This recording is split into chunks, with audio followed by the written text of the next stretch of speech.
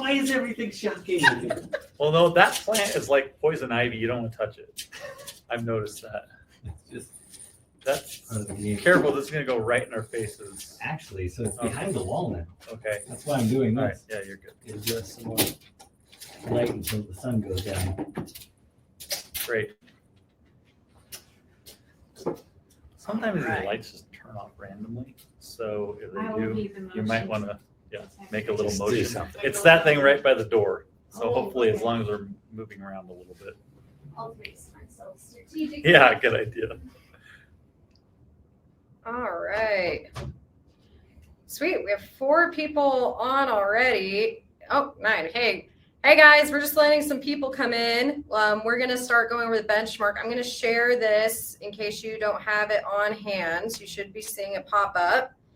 But yeah, take a look at the sections. I've got a lot of questions about the marketing section. You can just start chatting where you're at so we know where you're coming from and what you're wanting us to focus on today. You guys want to introduce you? I'm sure people know who you are, but do you want to introduce yourself? Yeah, maybe. Do you want to just dive right in, or do you wait for anybody else to show up? A lot of people are popping in right now. Yeah, a lot of people are still popping in. So. Okay. Let's give them some time. 1 minute. 1 minute. All right, sounds good. We should have played some background music, I guess, for this. Elevator music. Yeah. Very appropriate.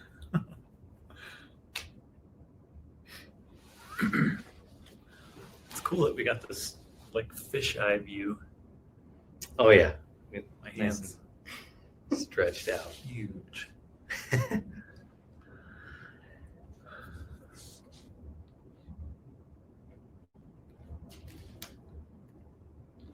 All right, we'll give it 1 more minute. All right.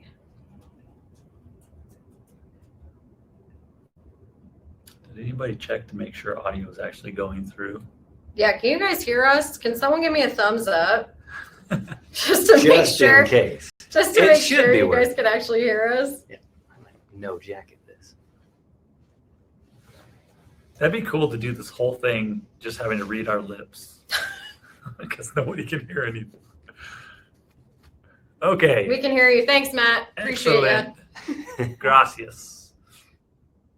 Thank you, guys. All right. Well, let's do intros then, I guess. Okay, perfect. I'll start. I'm Ben, co-founder, CEO of Job Nimbus. Good to see you all tonight. Thanks for joining us.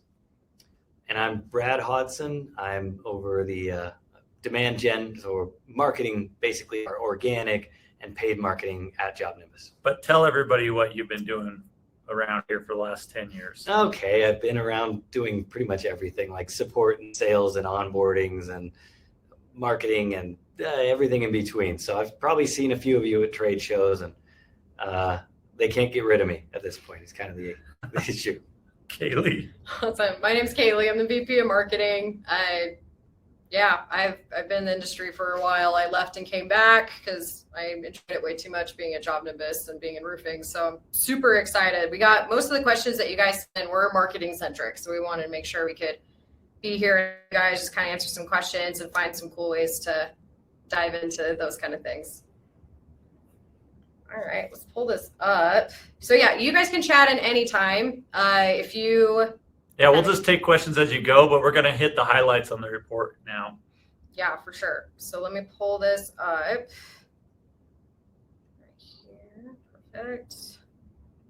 Now, Kaili, while you're pulling this up, one thing that I wanted to kind of talk about at the beginning here is just why we even wanted to do this report. And I'm sure there's several reasons around this just group right here.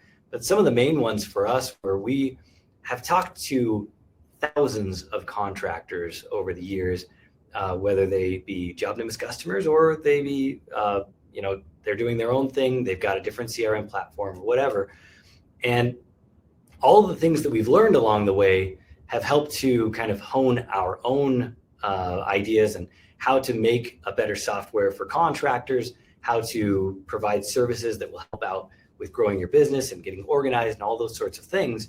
We wanted to try to accumulate all of that information into a really good, solid report that we could provide back to the industry as kind of a means of saying thank you, but also here are some actionable items that you can take with you to grow your business. And it's not just data to be fluffy, to look at and be pretty, but we wanted each thing to have a takeaway so that you knew what you could do this year to make your business better. And we plan to do this yearly because the industry changes so much. So everybody can keep an eye on all the major things that you should care about.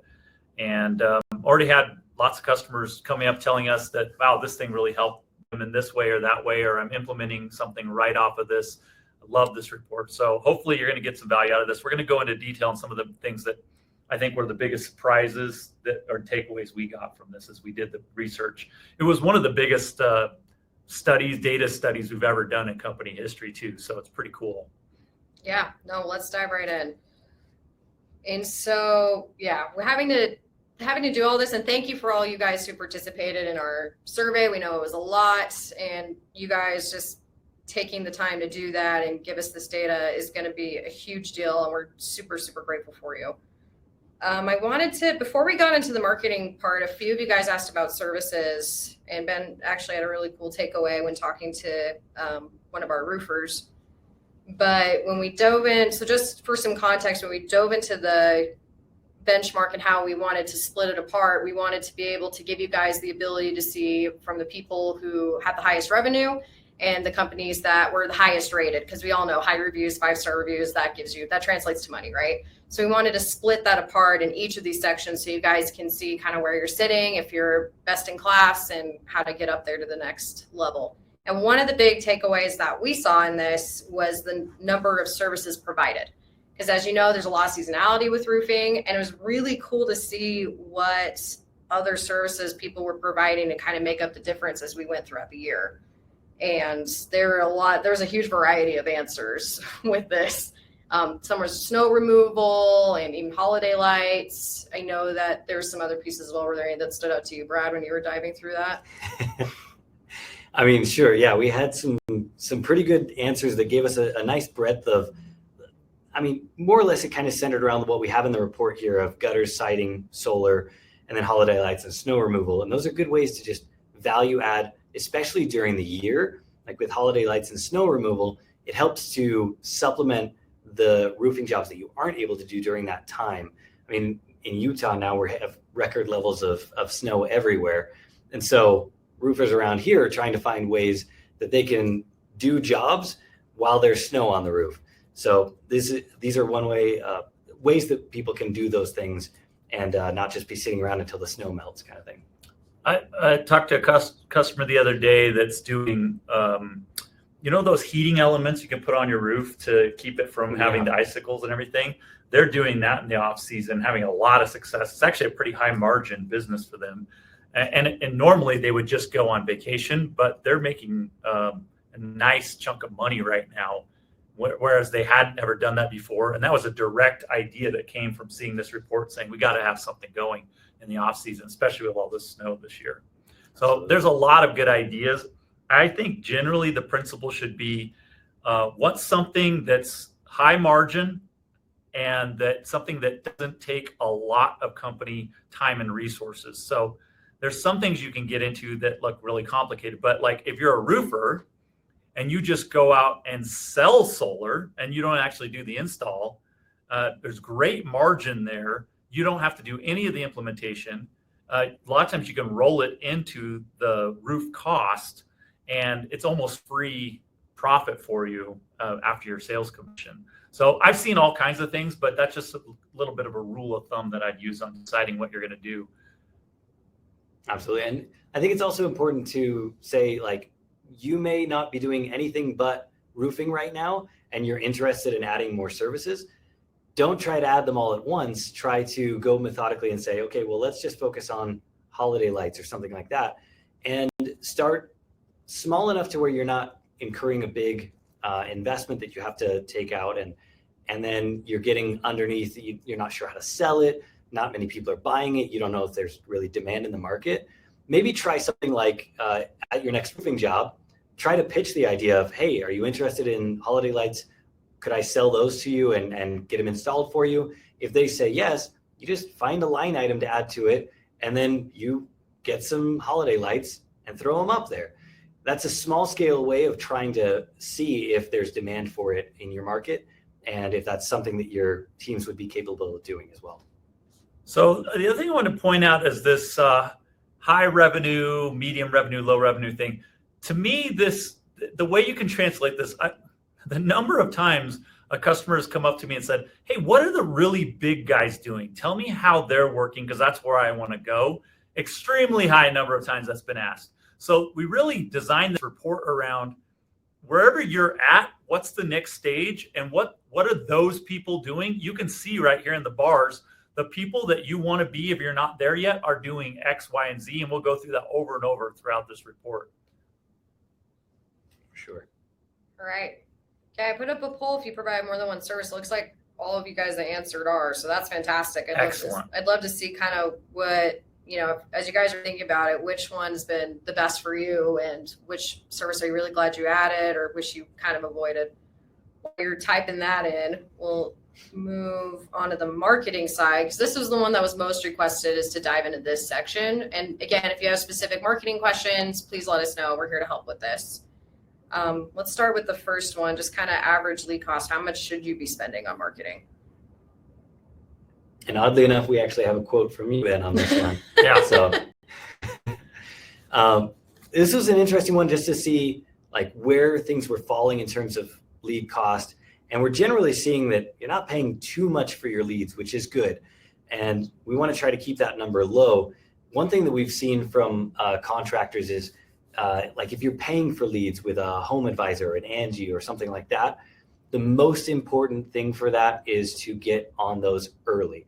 The early bird gets the worm kind of thing for that kind of scenario. So the earlier you can get to that lead, the higher chance you have of closing it, which means you're actually going to have a good lead cost ratio for that. If you keep paying for more leads and not getting to them fast enough, well, the lead cost average is going to go up for you. One of the specific questions that kind of came into this from one of our customers was, you have Home Advisor, you have Angie's List, and those can be great, but what are the other main lead sources that people get with marketing?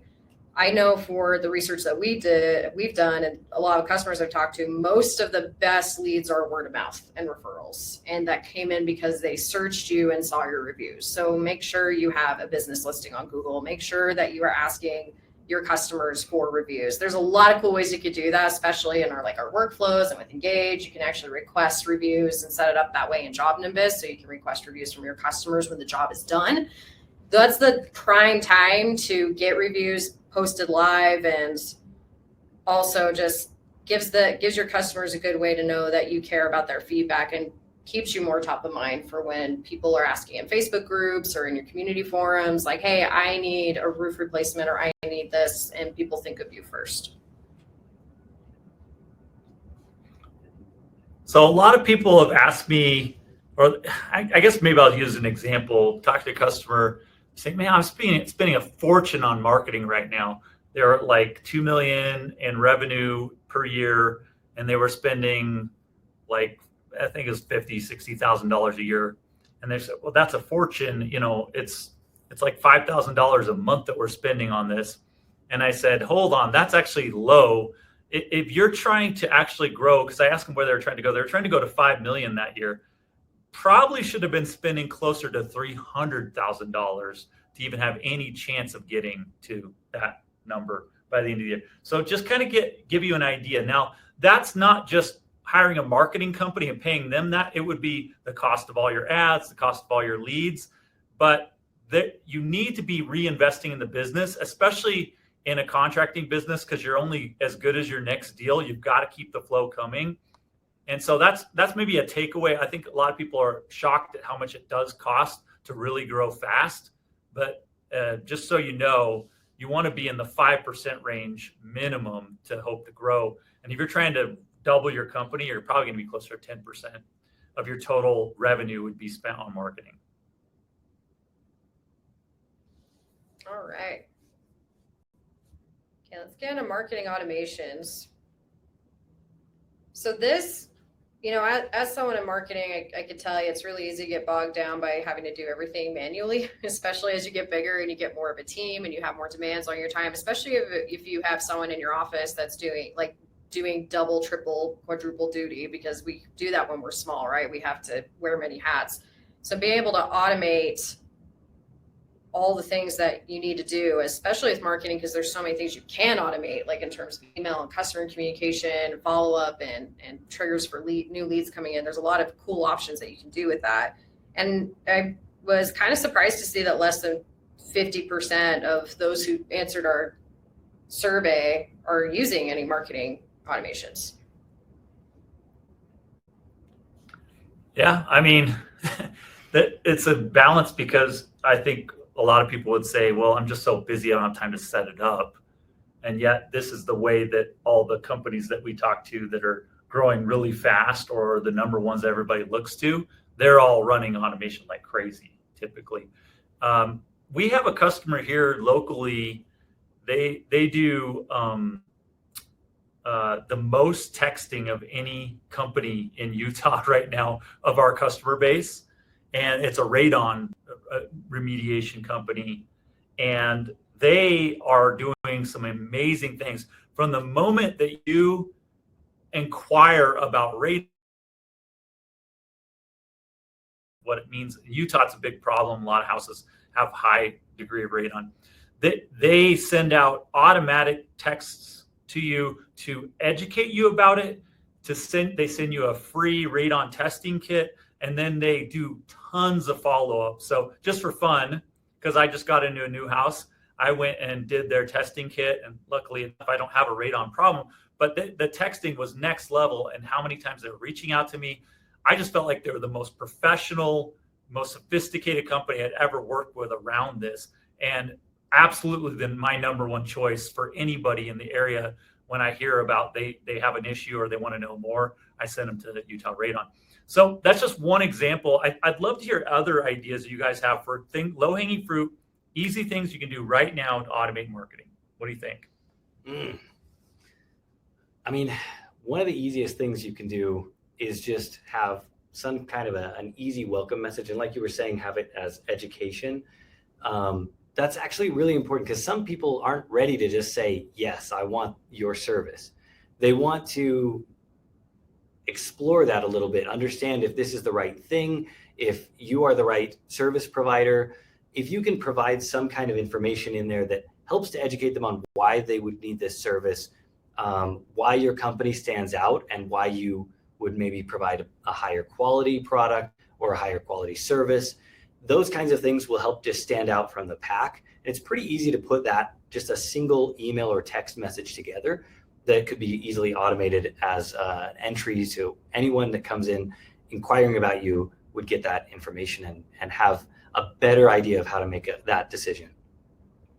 One of my favorites that a customer told me about at the Job Nimbus Solutions Summit. So they would ask all their leads that came in, do you prefer like a lot of communication or just the bare necessities, basically? So they had 2 workflows set up in Job Nimbus with email and texting on, okay, for the people who want constant updates, they're set up here. So it creates such a good experience for those customers and gives you, again, that 5-star review that translates to more referrals and money.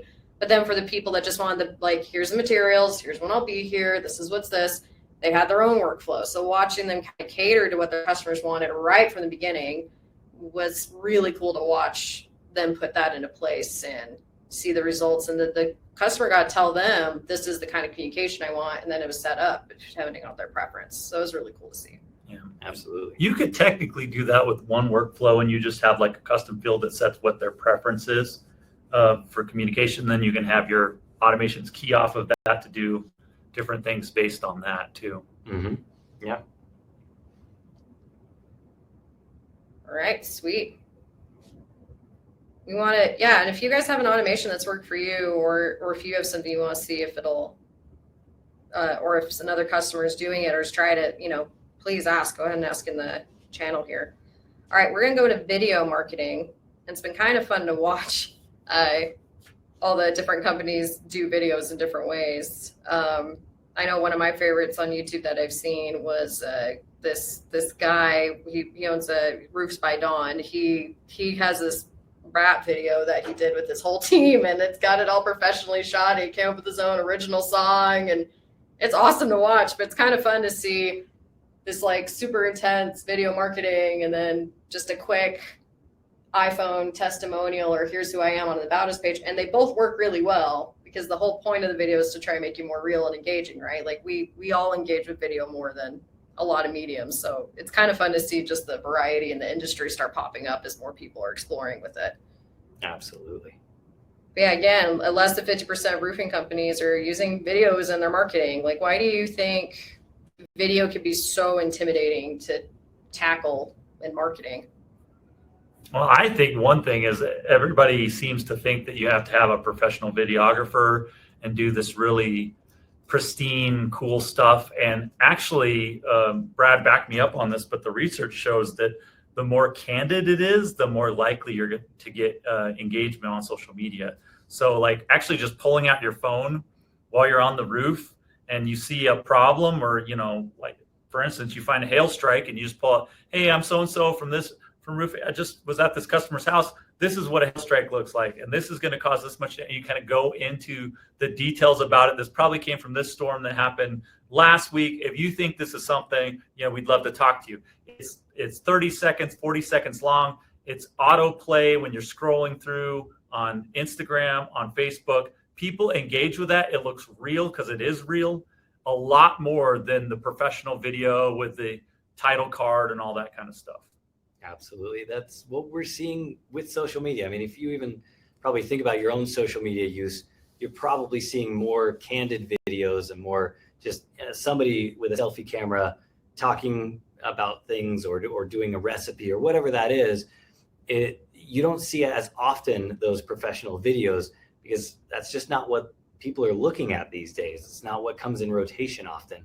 You don't have to make a Super Bowl ad style commercial every time. People are watching the Super Bowl ads, but then the majority of time they're going to these candid, smaller scale videos, something that's really just easy for you to pull out your phone and do it in 30 seconds. Don't worry about editing. Every modern cell phone has the capabilities to do this, and you can post it with any app right on there. There's even cool tools. What's the latest? We used to use Hootsuite a lot, but there's some tools where you can post once and it posts all the social media at once for you, right? Yeah, like Buffer. Yeah, Buffer's another big one. Yeah. Jennifer had a really cool comment. We started 2 years ago requiring our team to send video updates from the rooftop through the project to our customers. Our YouTube has a lot of examples. Yeah, Jennifer, let me know what the name of your YouTube channel is. I want to go check that out. And yeah, for videos, it doesn't just work with marketing. It works with sales too. We actually did a test here where we have our sales guys sending these little videos just from their computer. Like, hey, my name's Ryan. I want to connect. I try to call. And when you have that, and again, we tested it for the same video and script in the studio and just candid from their computer, and the candid from their computer or phone worked every time better than the studio one. So yeah, don't put pressure on yourself to make it have to be this, like, I have to hire someone and spend thousands of dollars for super high quality thing. Those could be great, especially as you get bigger and you try to do more like YouTube ads and stuff like that. But don't be intimidated and take the candid stuff because it actually works really well. Because you guys know how it is. You want to hire someone you feel a genuine connection with, he feels authentic, right? Like that's who we want to buy from, someone we trust and connect with and feel like is a real person that has our back. So whatever way you can showcase that in your marketing or your sales, that's what's going to close your deals. Yeah. All right, sweet. Jennifer, I'm still waiting to get your YouTube link. I want to go watch that. So, all right, let's see. All right, yeah, and we kind of touched on this already with this like in-house versus agents versus getting an agency. You know, most of you guys that do roofing are doing it yourself, which makes sense, but we kind of touched on this already. Get creative, get candid, just give it a shot, try it out.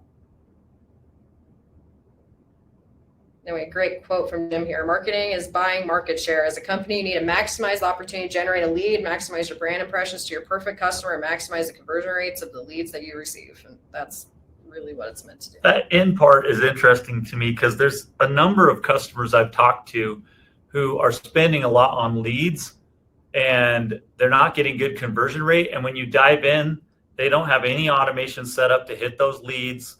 They don't have good boards set up. They haven't actually looked at the sales reps pipeline. They don't have good follow-up. And so they end up, even though JobNimbus does all these things for you, all you have to do is look. They end up spending tons of money for leads that never even got a call or a follow-up on it, or very little. Maybe they called once. And I feel like during COVID, everybody was so busy and the phone was ringing off the hook. People just said, well, who cares if we answer? We have so much work. But I will tell you that hearing a lot more that's starting to change pretty fast. And people are starting to get a little more stressed about how are we going to get enough leads to hit our goals this year. And so the bar's gone up. You've got to follow up. And a lot of times you're just too busy. You're on the roof or whatever. So you've got to set up automations to do a lot of that follow-up for you, at least initially. If you're using Engage, the cool thing is if you automate a text out, you can make it look like it's from the real person, like they typed it. They'll never know any different. When they get it, they can respond. That homeowner can respond back. And your sales rep could just be doing their job and then only respond as people are responding back to them instead of having to worry about a lot of the outreach part of things. Okay, Jennifer said the guys build relationships through the transparency of the video, but they also share it to their personal accounts. So what a cool way to build trust with your customer and also your branding. And then Matt Lowry, Jim's the man. Love your and Jim's Building Business podcast, Ben. Learned a lot from it. Oh, thanks. That was so fun to do. And I should just take 1 minute here. If you haven't heard the news, JobNimbus acquired Roofer Marketers as of last week. So big press release is going out next week, but you're one of the first to know. They're now part of JobNimbus. We're really excited for what they're doing. And it was one of the number one things that when we asked customers, hey, what's a new thing in JobNimbus you really wish we had? By far voted highest was marketing tools. And so we acquired Roofer Marketers, integrating that into JobNimbus, and make it really easy for you guys to do your marketing and your implementation and sales. Yeah, Matt just said, what? Exclamation point. I hope that's a good one. And then Christy says, whoa. No, that's great. Yeah, Jim's fantastic. We're super excited. They're super sharp. We love that we get to be part of this now. And then Jennifer, just adding on to what she does with the videos they send me also are split up among our Facebook and Instagram stories so that the different channels get value. It's not the same thing posted everywhere. Yeah. Jennifer, that's awesome. I might bug you after this just to learn more about what you're doing, because I think that's really cool that you guys are taking just a simple content piece and making the most of it. That's what it's for. So that's fantastic. Erwin says awesome. I'm so sorry if I'm saying your names wrong, guys. All right, let's dive into social media marketing. I think Jennifer could talk about this herself based on what she's doing with her videos. But yeah, over 3/4 of roofers are using social media for their business. That makes total sense. This is actually one thing I was super interested in getting the results about the benchmark, was that the people that had most of the reviews, especially the highest reviewed, were active on social media. Yeah, this was surprising to us. We didn't expect to see this high of a percentage, but it was very telling that if you are wanting to win in your area in the industry right now, being on social media is appearing to be a key part of that, a key player to your marketing strategy. People are more often on their phones. Search volume is happening more on mobile than it is on web nowadays.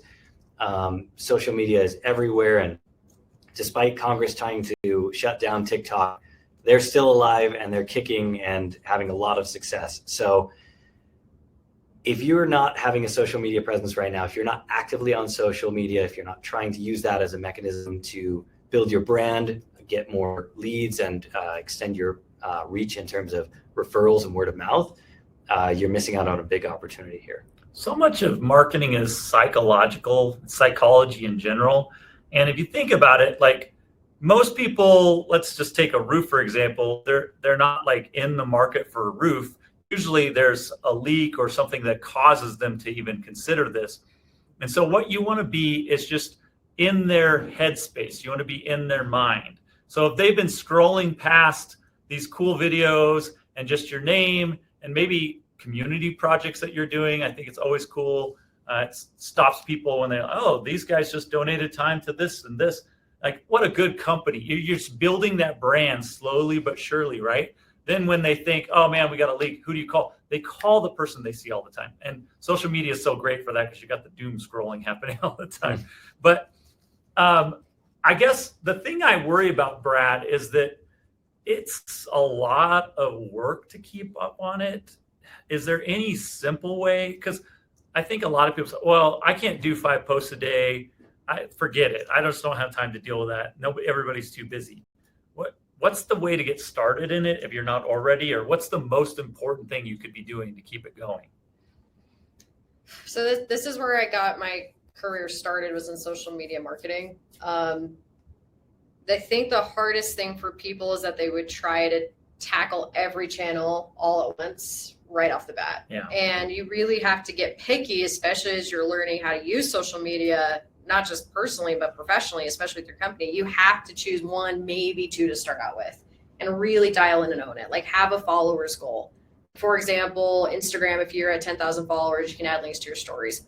That's a huge lofty goal for a local company. So don't think I have to get 10,000 followers before I can touch anything else. No, pick something more reasonable. Pick okay, I want 250 here. And I want to have a good social content calendar, 2 months. There's a lot of, it's really cool now because there's so many templates out there. Like Canva is a free tool where you can create a post like that. Is that canva.com? Yep, canva.com, Canva. And it's free and you can generate posts really quickly. There are these social calendar templates where you have the holidays. Go check your local city website will usually have calendars around big days in your area. So you could try to be topical to where you're What's a popular social media calendar that you recommend? Usually I just Google social media calendar template and then there's 10 options, 20 options that come up. All free? They're all free. Yeah, you can do all sorts of stuff. What I like to do when you're building out your social media strategy, what works really well is to help you not be so exhausted 2 months in about ideas. You usually want to pick 5 to 6 topics of posts. So, okay, I want to share a blog. I want to highlight a customer. I want to highlight a review. Choose 6 topics they just run through. That way it kind of takes the brain space and the energy out because you already know what topics you're going to be posting every day. You just got to fill the topic instead of come up with something brand new every time. You can still test new things and build time for that, but just try to take as much brain power out of the equation as you can. Try to keep it topical and then you can be more creative when you can. Let's see. Oh yeah. And then Jennifer, don't forget ChatGPT plus the Canva bill upload. I didn't want to say it, but it's totally a tool you can use. We're not going to ChatGPT. It's really cool that we have these tools now where you can just put in something that generates it for you, especially when you feel burnt out about creating constant content, because that's the hard part about social media, right? You feel like you constantly have to do new things. When you have a bunch of stuff you posted, you can start reposting and that takes some of the pressure off, but till that point it's hard to adjust. That's why I like the ideas of doing stuff as you work. If you're out in the field, it's such a great idea to just have people taking video all the time. There's always something interesting happening. I mean, honestly, every customer we have has something blowing up on a daily basis, no matter what scale and size you're at. I swear you guys could all have your own reality shows of all the crazy stuff that happens to you. Get video of that kind of stuff. That's so interesting. It's better than most companies. Most people sit at a desk and do boring stuff all day. Nobody wants to watch that. So you're doing neat stuff that way. If you're getting reviews, you highlighting those reviews, calling out a certain portion, that's such an easy post to do. It really makes impact because people just, even if they're just scrolling past it, they see keywords and their subconscious is absorbing that. Make sure your logo is prominently displayed in all your posts so people are associating your brand all the time with that memory. Yeah, no, I love that. That makes total sense. All right. Oh yeah. Sorry. Spoiler alert on this. Yes. If you're active on social, they tend to have more high reviews. So be active. Just be there. It's about being top of mind, right? That's the whole point of marketing, being there. It's so when people are thinking about you, you're there. They leave a review if they're a happy customer. They reach out to you if they have a pain point that you address. Do you think that even one post a week is good enough to start getting some traction?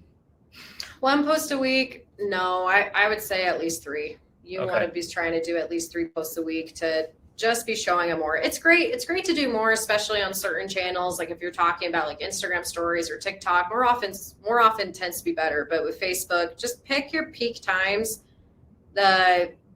It depends on the company and area you're in, but most of the time you're like pretty solid on Wednesdays for Facebook, for really popular time, Tuesdays and Fridays. Those are usually your top peak times for Facebook, Instagram, Pinterest, those kind of things. And we don't have to get in Pinterest because it's not as applicable as some other stuff, but like weekends tend to work a bit better.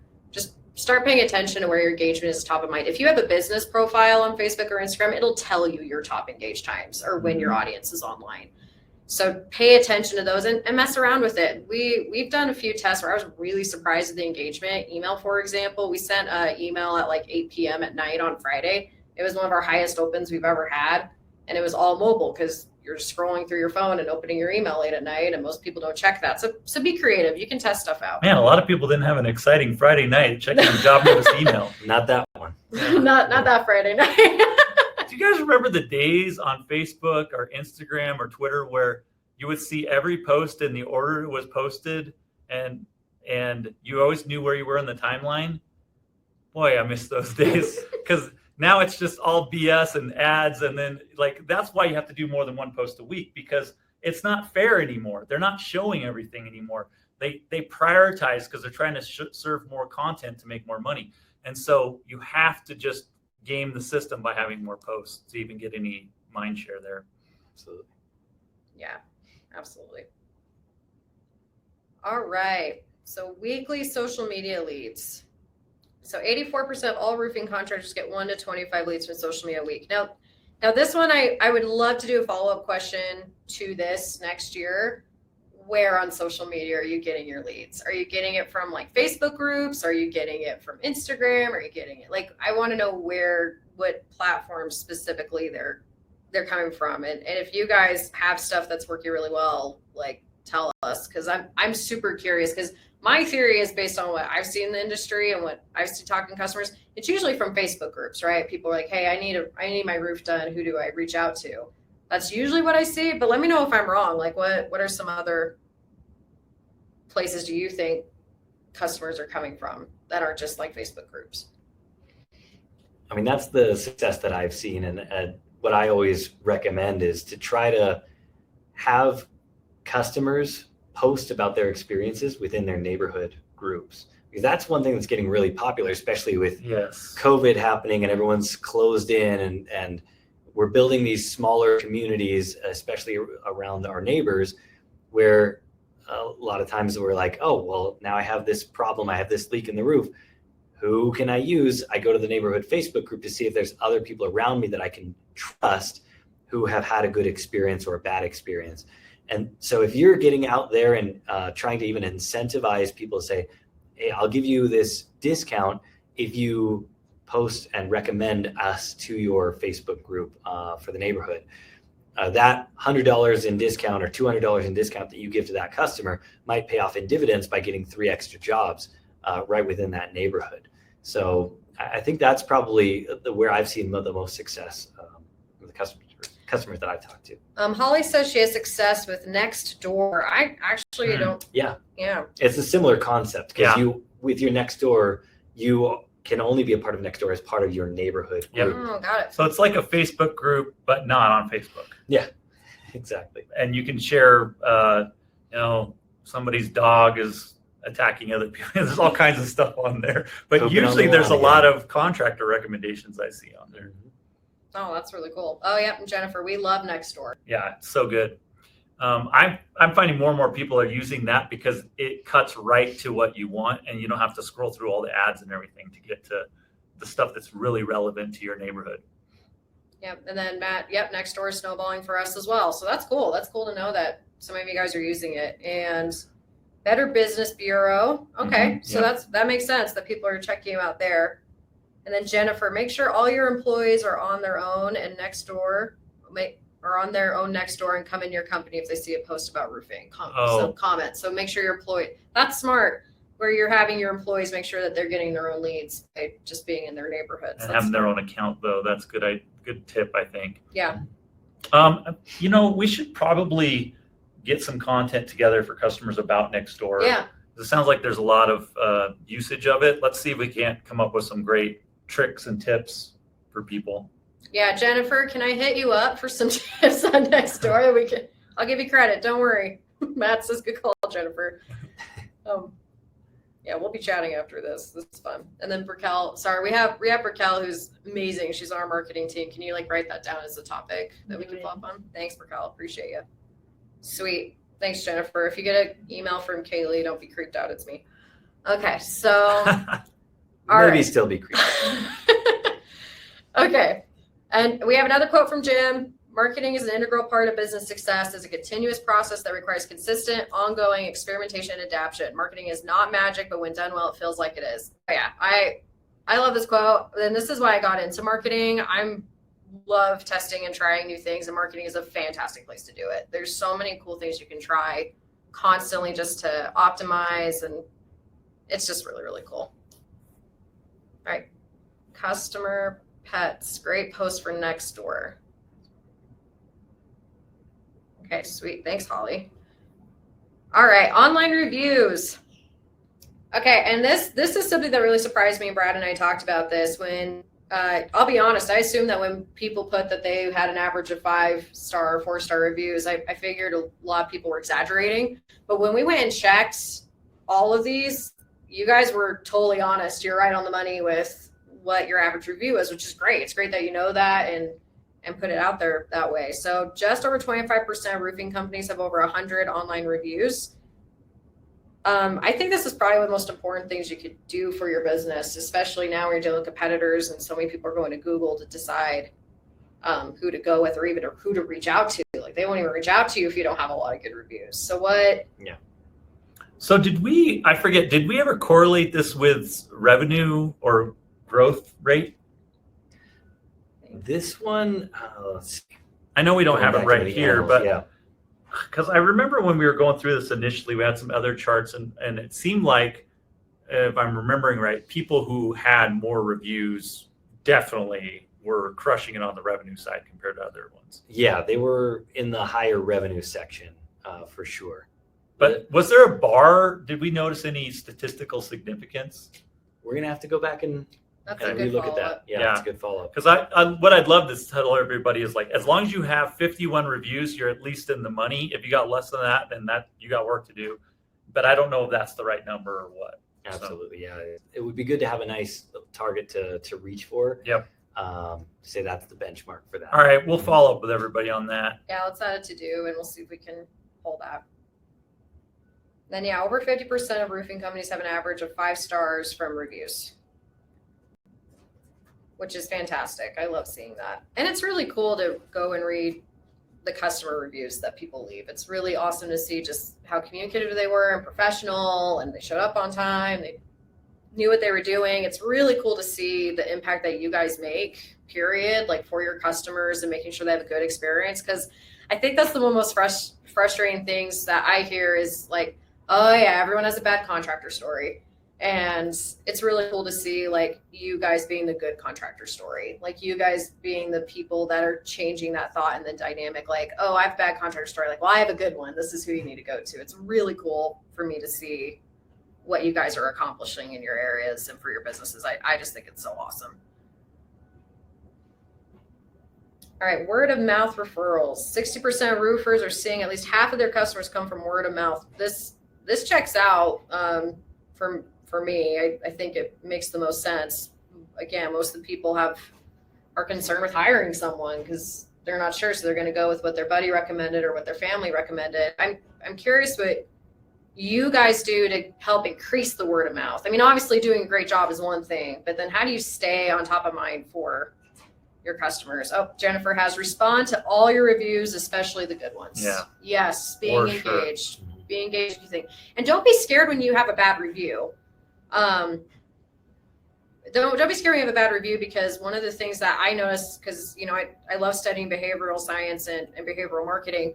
If you have a couple bad reviews, that's actually a good thing, because then people don't think you just paid for your reviews. They're like, oh, okay, this is a real person. And to Jennifer's point, like respond, like don't just ignore bad reviews or ignore good reviews. Respond, show that you handled it well, but don't be scared if you have a bad review, especially if like a customer's being like super intense or missing part of the story or isn't like sharing your side, that's fine. Just respond and be professional. And so don't get scared by that, but it makes people trust you more. It's like, oh, okay, these are all real. Because I have a couple angry ones, but look how well they respond. It gives you an opportunity to build some trust and show that you know what you're talking about and how to handle those situations. Yeah, everybody I know that's just destroying right now, doing so well, is getting a large portion of their business. I think a good rule of thumb, if you're not there yet, is try to get 50% of your business coming from referrals. Those companies just seem to be always growing the fastest of everybody I know. And it's so efficient too, because it's basically free, right? Yeah, totally. In fact, my wife and I were just looking at trying to add a pergola to our back patio, and we got an initial quote from one of the contractors around here. And who was it? Do I know who it was? I don't. No. Was it Notched? No. Okay, you need to talk to Notched. I do need to talk to Notched. Keep going. Yeah, I got to talk to Notched. But they gave us a quote, and then a couple days later came back and said, we really want to build our business around word of mouth, and so we're giving everyone a 14% discount for those who were word of mouth referrals. And so they're really passing on the savings to us in terms of their quote, but that's just going to make us all the more motivated to say, hey, neighbor, you guys are wanting a pergola too. We got these great guys, and they'll give you a good discount. That's just going to increase that kind of throughput. And of course, if they do a good job, it's a great reason for us to give them a good review because of how they've treated us along the way. So would you have used this guy without giving you 14% off? That's a great question.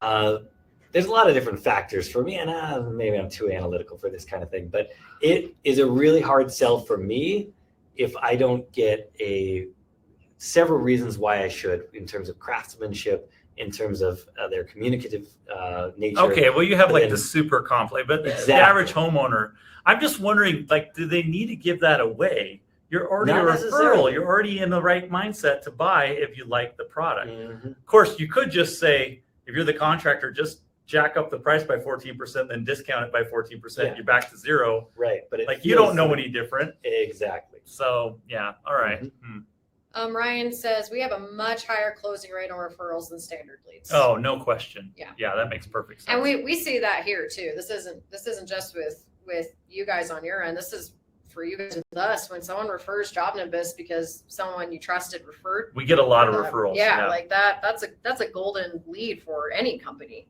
Yeah. Actually, this referral thing goes both ways too. Not only your customers referring other potential customers, but you can also measure this. The 50% rule applies also for your employees.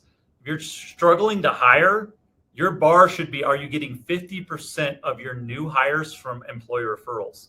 The answer is no. You got work to do on your culture, because that's always our bar. Like last quarter, we were at 51% of all of our employees hired were referrals. We always shoot for that 50% bar. It's hard to do, but if you have a great culture, you will just find your pool of candidates because your employees will say, I totally want my buddy or my friend to work here because it's an awesome company. So it works in a lot of different ways. Absolutely. All right. We are, let's see, what's the time right now? We got 13 minutes. Yeah, we have 13 minutes.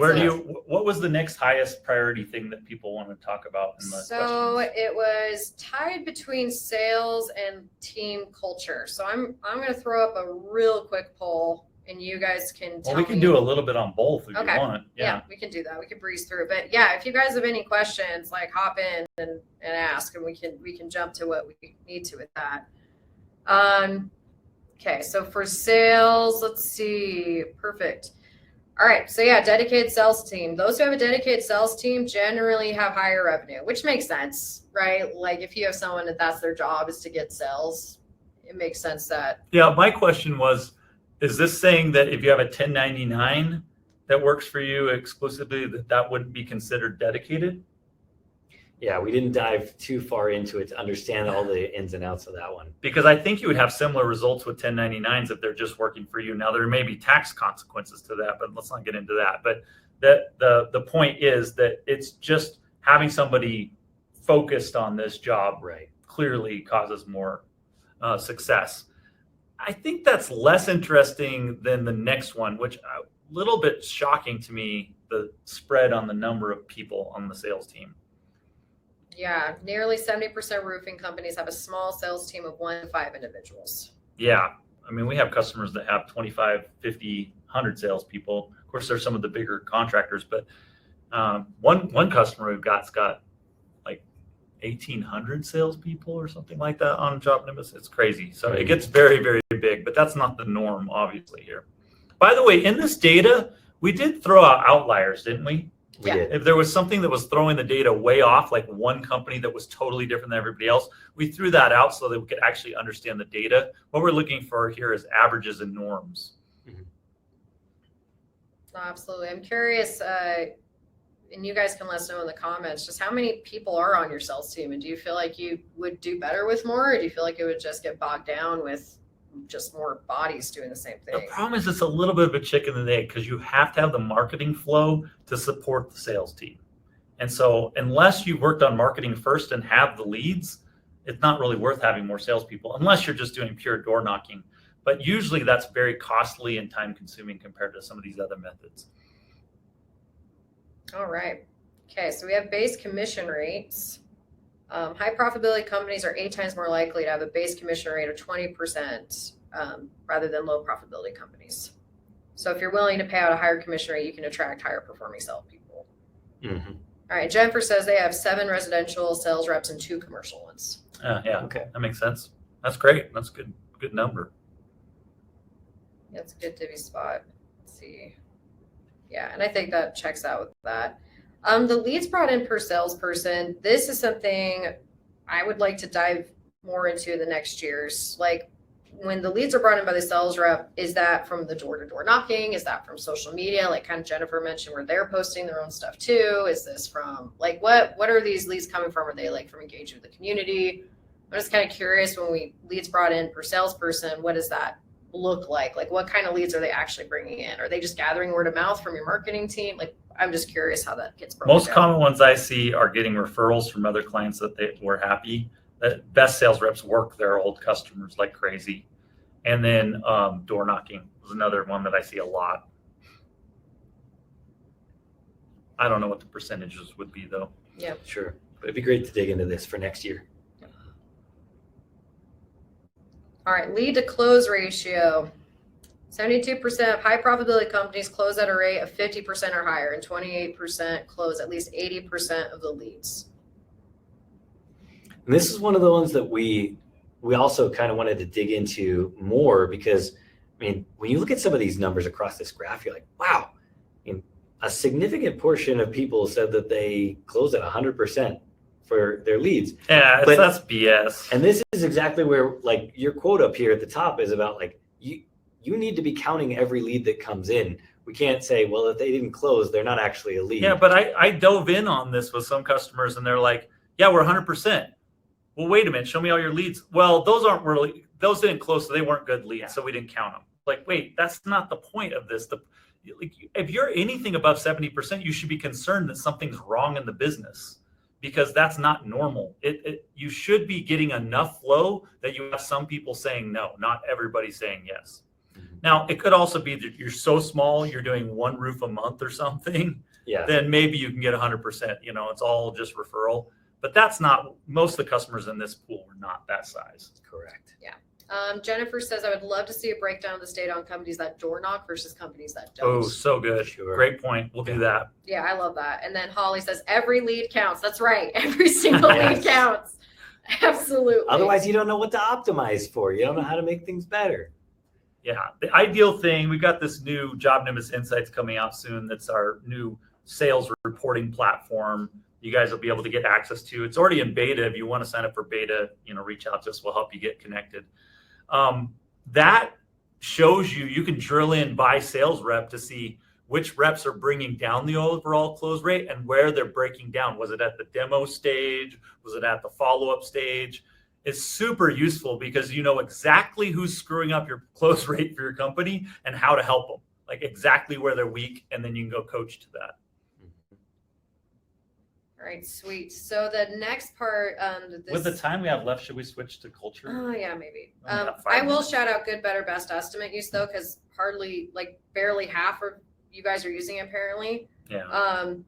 Do it. Like this is just behavioral science. When you have like a good, better, best, people tend to pick the higher revenue because they're like, oh, that's the best value for me. So you potentially can make a lot more profit on your jobs by having this kind of setup versus just one flat price.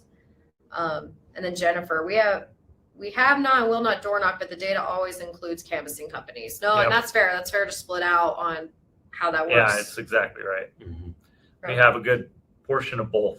So, All right, we're gonna go through here. so while you're going down the thing to culture, this is a section I felt really strongly. I know Brad and Kaili did as well. It's a section we've actually never seen anybody focus on in the industry for any industry report before.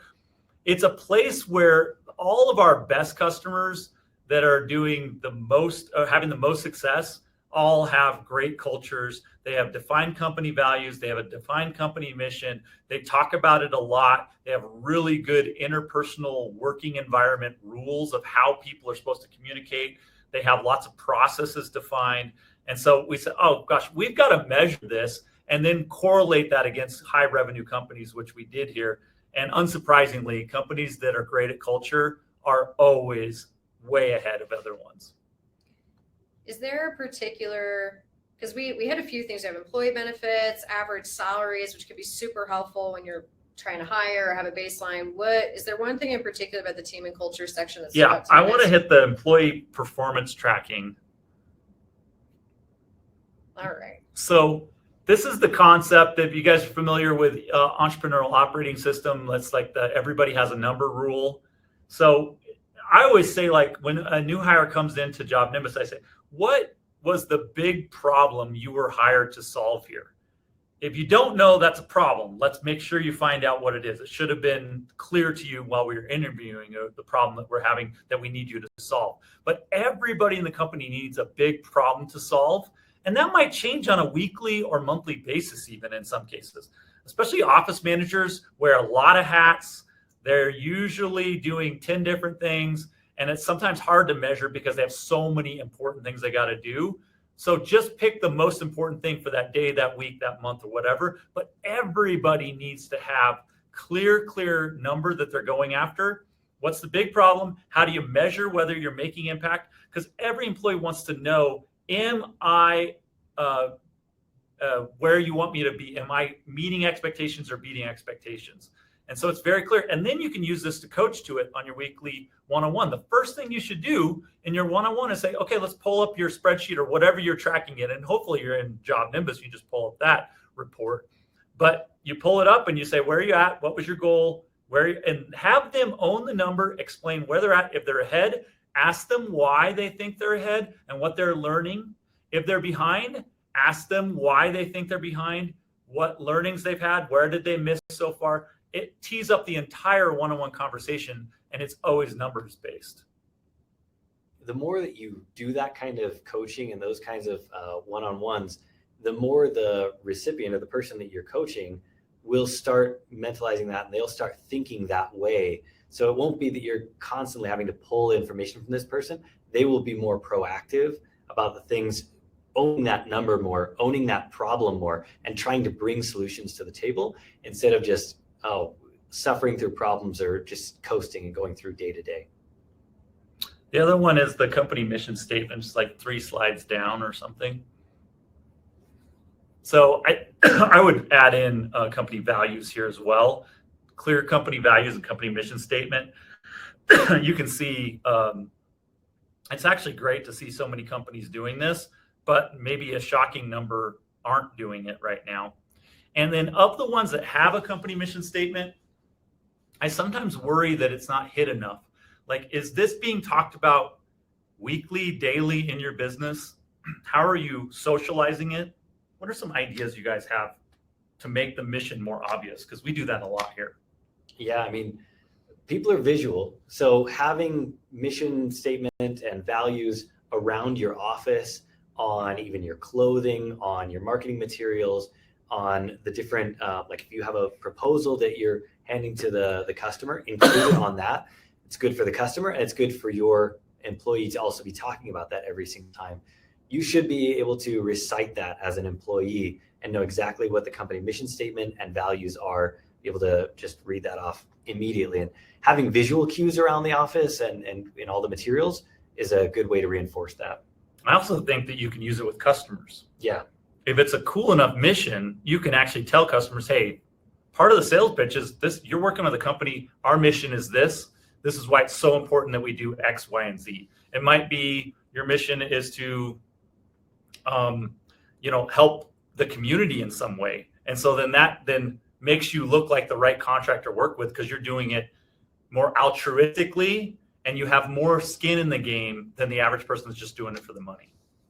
And keep it simple. Like I've worked at companies where the mission and mission statement's a whole page long. There's Paragraph, no way. Yeah, yeah, there's no forget way. that. So keep it simple, and that way it's easier to remember and emulate and have people bring up constantly in easy ways.